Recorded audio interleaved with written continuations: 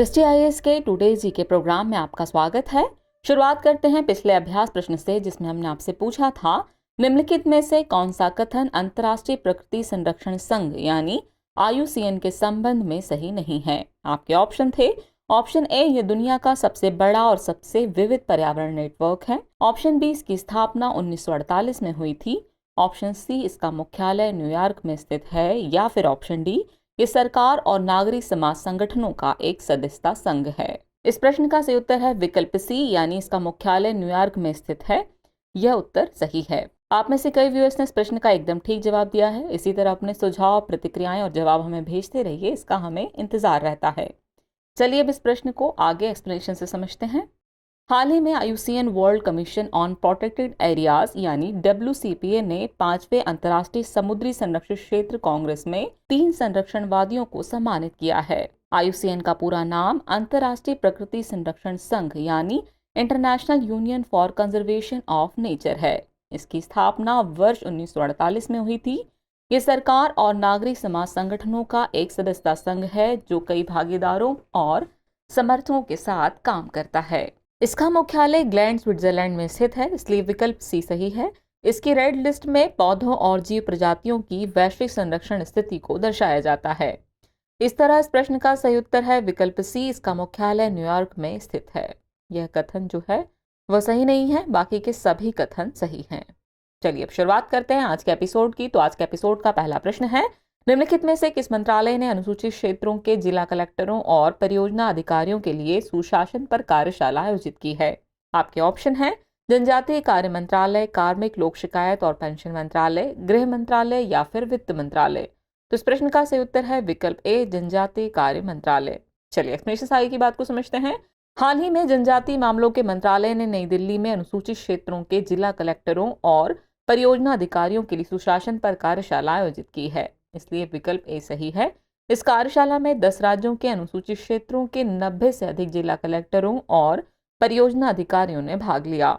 इसका उद्देश्य वन अधिकार अधिनियम की प्रस्तावना में उल्लिखित ऐतिहासिक अन्याय का निवारण करना है। गौरतलब है कि अनुसूचित जनजातियों और अधिसूचित अनुसूचित क्षेत्रों के विकास के लिए उनके चरित्र को समझना और सांस्कृतिक रूप से संवेदनशील होना जरूरी है। इस तरह इस प्रश्न का सही उत्तर है विकल्प ए, जनजातीय कार्य मंत्रालय। अगला प्रश्न है, निम्नलिखित में से कौन केंद्र और राज्यों दोनों के लिए नई अखिल भारतीय सेवाओं को बनाने के लिए संसद को अधिकृत कर सकता है। आपके ऑप्शन है, केवल लोकसभा, केवल राज्यसभा, ए और बी दोनों, या तो न तो ए और न ही बी। तो इस प्रश्न का सही उत्तर है विकल्प बी, यानी केवल राज्यसभा। चलिए एक्सप्लेनेशन से आगे की बात को समझते हैं। हाल ही में केंद्रीय गृह मंत्री ने हैदराबाद स्थित सरदार वल्लभ भाई पटेल राष्ट्रीय पुलिस अकेडमी में भारतीय पुलिस सेवा के 74वें बैच की पासिंग आउट परेड की समीक्षा की। भारतीय पुलिस सेवा अखिल भारतीय सेवाओं में से एक है। आपको बता दें कि भारतीय संविधान द्वारा अनुच्छेद 312 के तहत नई अखिल भारतीय सेवा बनाने के लिए राज्यसभा को विशेष शक्ति दी गई है, इसलिए विकल्प बी सही है।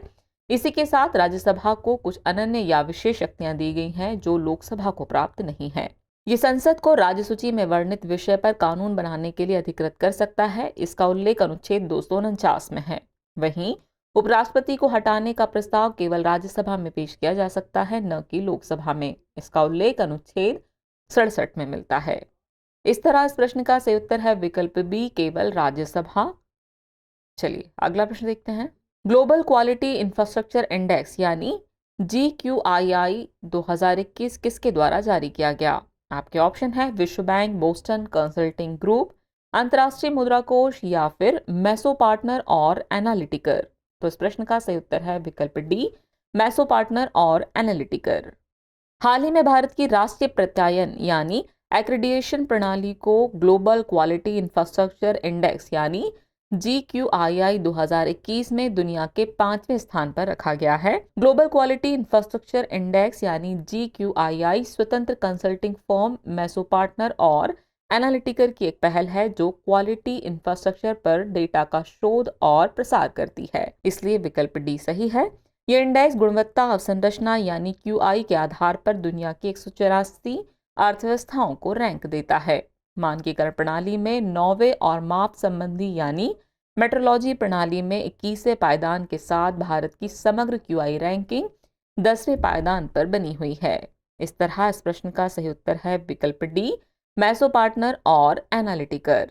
अगला प्रश्न है, भारतीय भूवैज्ञानिक सर्वेक्षण के संबंध में निम्नलिखित कथनों पर विचार कीजिए। कथन 1 है कि पृथ्वी विज्ञान मंत्रालय से संबद्ध कार्यालय है। कथन 2 है इसका मुख्यालय कोलकाता में स्थित है। उपर्युक्त में से कौन सा ऐसे कथन सही है या फिर हैं आपके ऑप्शन है केवल एक, केवल दो, एक और दो दोनों, और न तो एक न ही दो। तो इस प्रश्न का सही उत्तर है विकल्प बी, केवल दो कथन सही है। चलिए एक्सप्लेनेशन देखते हैं। भारतीय भूवैज्ञानिक सर्वेक्षण यानी जीएसआई ने देश में पहली बार जम्मू कश्मीर में 59 लाख टन लिथियम के भंडार का पता लगाया है। आपको बता दें कि भारतीय भूवैज्ञानिक सर्वेक्षण यानी जीएसआई की स्थापना साल 1851 में मुख्य रूप से रेलवे के लिए कोयले के भंडार का पता लगाने के लिए की गई थी। वर्तमान में जीएसआई खान मंत्रालय से संबद्ध कार्यालय है, इसलिए विकल्प एक सही नहीं है। इसका मुख्यालय कोलकाता में स्थित है, इसलिए कथन 2 सही है। इसके 6 क्षेत्रीय कार्यालय लखनऊ, जयपुर, नागपुर, हैदराबाद, शिलोंग और कोलकाता में स्थित है और देश के लगभग सभी राज्यों में राज्य इकाई कार्यालय हैं। इस प्रकार विकल्प बी सही है, यानी इस प्रश्न का सही उत्तर हुआ विकल्प बी, केवल दो कथन ही सही है।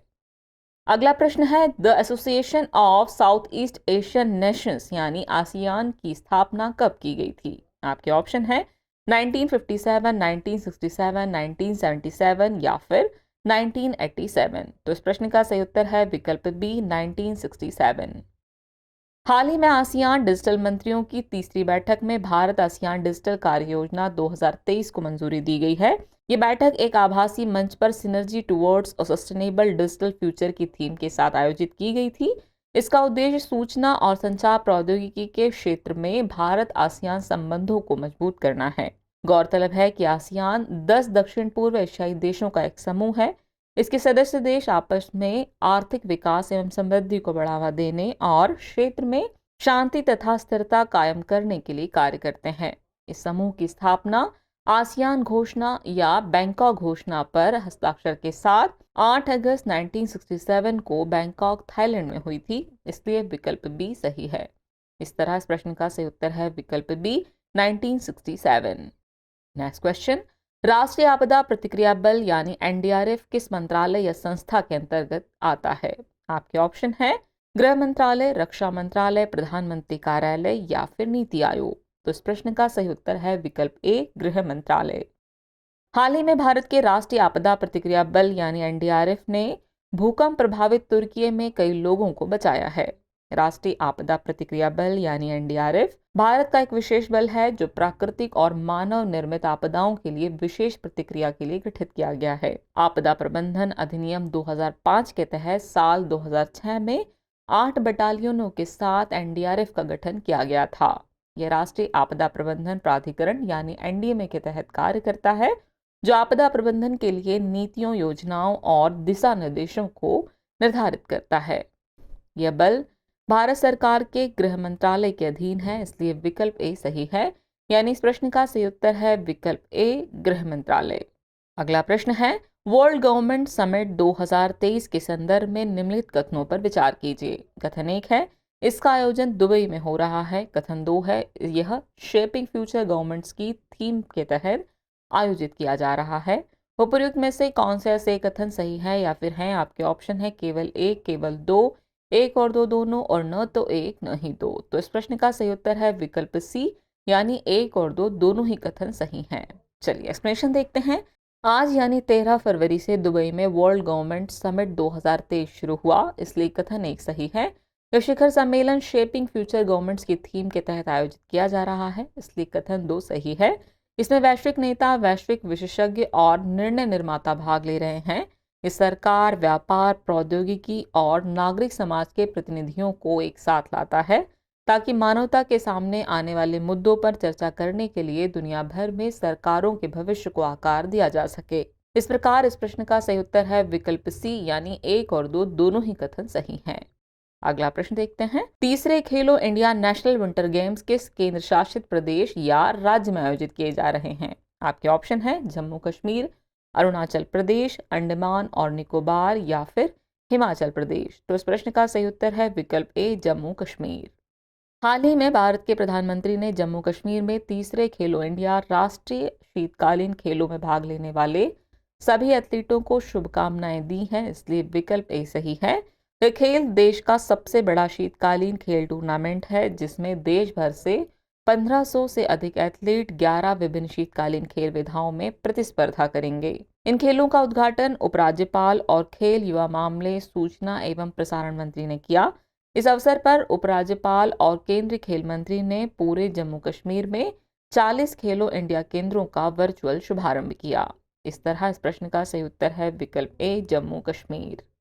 अगला प्रश्न है, ओरिएंटल व्हाइट बैड गिद्ध की आयुसीएन स्थिति क्या है? आपके ऑप्शन है least concern, near threatened, vulnerable या फिर क्रिटिकली एंडेंजर्ड। तो इस प्रश्न का सही उत्तर है विकल्प डी, क्रिटिकली एंडेंजर्ड। हाल ही में ओरिएंटल व्हाइट बैड गिद्ध के री इंट्रोडक्शन प्रोग्राम का तीसरा चरण शुरू किया गया था। ओरिएंटल व्हाइट बैड गिद्ध गिद्ध की एक प्रजाति है जो पश्चिम बंगाल में निवास करती है। ये गिद्ध असम, मेघालय जैसे पड़ोसी राज्यों और बांग्लादेश, नेपाल और भूटान जैसे देशों की यात्रा कर सकते हैं। इनकी आयुसीएन स्थिति क्रिटिकली एंडेंजर्ड है, इसलिए विकल्प डी सही है। बॉम्बे नेचुरल हिस्ट्री सोसाइटी के मुताबिक भारत में 1980 के दशक में गिद्धों की संख्या 40 मिलियन थी, लेकिन 1990 के दशक में यह संख्या 99% से अधिक घट गई। इनकी घटती संख्या के लिए डाइक्लोफिनॉक नामक एक दवा को जिम्मेदार ठहराया गया था, जो मवेशियों के इलाज के लिए उपयोग की जाती थी। 2006 में भारत ने मवेशियों के इलाज के लिए इस दवा के उपयोग पर प्रतिबंध लगा दिया, ताकि गिद्धों की आबादी का संरक्षण किया जा सके। इस तरह इस प्रश्न का सही उत्तर है विकल्प डी, यानी कि क्रिटिकली एंडेंजर्ड। चलिए अब हम पहुंच गए हैं एपिसोड के अंतिम प्रश्न पर। तो आखिरी प्रश्न है, सुवर्णो जयंती छात्रवृत्ति योजना और लता मंगेशकर नृत्य और संगीत छात्रवृत्ति योजना का संबंध किस देश से है? आपके ऑप्शन है बांग्लादेश, नेपाल, भूटान या फिर श्रीलंका। तो इस प्रश्न का सही उत्तर है विकल्प ए, Bangladesh.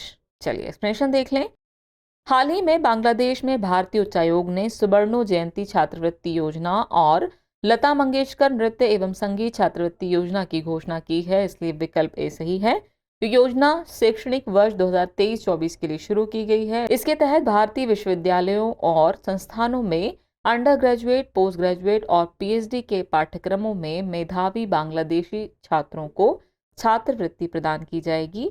Medicine, paramedical, fashion, law course आदि को छोड़कर सभी क्षेत्रों के छात्र इसके लिए आवेदन कर सकते हैं। इस तरह इस प्रश्न का सही उत्तर है विकल्प ए, बांग्लादेश।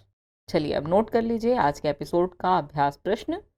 केंद्रीय चावल अनुसंधान संस्थान यानी CRRI किस शहर में स्थित है? आपके ऑप्शन है option A New Delhi, option B Amritsar, option C Cuttack या फिर ऑप्शन डी लखनऊ। तो वैसे इस प्रश्न का जवाब कमेंट बॉक्स में देना न भूलें। जल्द ही मिलते हैं नए एपिसोड में नए नए सवालों और उनके नए नए जवाबों और जानकारियों के साथ। तब तक के लिए आप सभी का शुक्रिया।